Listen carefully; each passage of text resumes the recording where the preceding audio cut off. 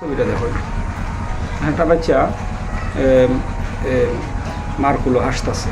ভিডিওটা আমি দিতে পারতেছি না, যে কারণ হলে জন্ম অন্ধ বা বিশেষ কোনো কারণে অন্ধ হয়েছে আমি জানি না।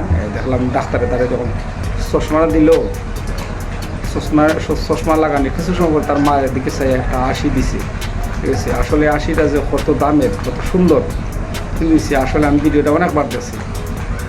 মানুষ আসলে দেখতে পাইলে যে তার মানের যে অভিব্যক্তির প্রকাশ করা যে কত সহজ বা কত সুন্দর হয়, এই ভিডিওটার মধ্যে ফুটতে পারছে।